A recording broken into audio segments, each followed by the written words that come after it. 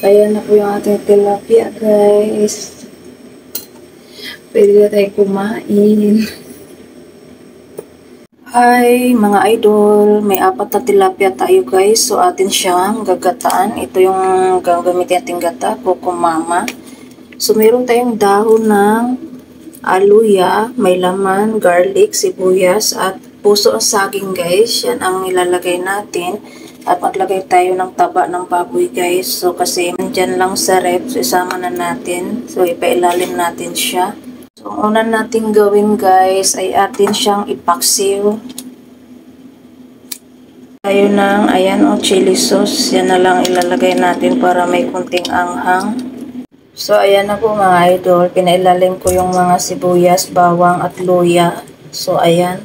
Sama na rin pala natin itong ating taba ng baboy. So, ayan. So, ayan guys. Naglagay na ako dyan ng chili sauce, pamintang durog, oyster sauce, asin, at saka vinegar. So, ayan po yung nailagay ko na dyan guys. So, papakuluan lang po muna siya natin. Ayan. Tsaka natin ilagay yung ating puso, dahon ng luya. Nagtira kasi ako ng konting sibuyas tsaka bawang. Tapos ilagay na rin natin yung gata. So, maya-maya po natin ilalagay. Ayan. So, ayan na po siya, mga idol. Kumukulo na po yan siya. Ayan. So, ayan guys. Add na po natin itong ating gata. Ayan.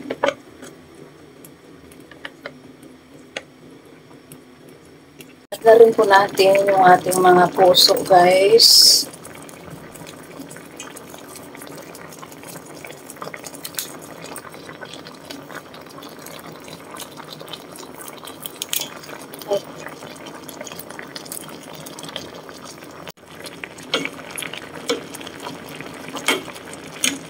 So, ayan lang.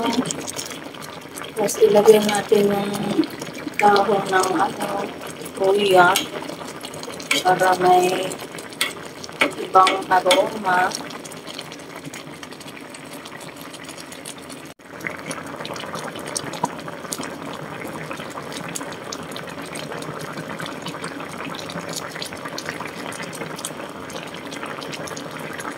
So, ayan na guys. Lagay natin sa ikaw yung natirang bawang at sibuyas. Ay, ito ang dahon ng luya. Ito na po yung ating finished product ng tilapia with puso ng saging at gata.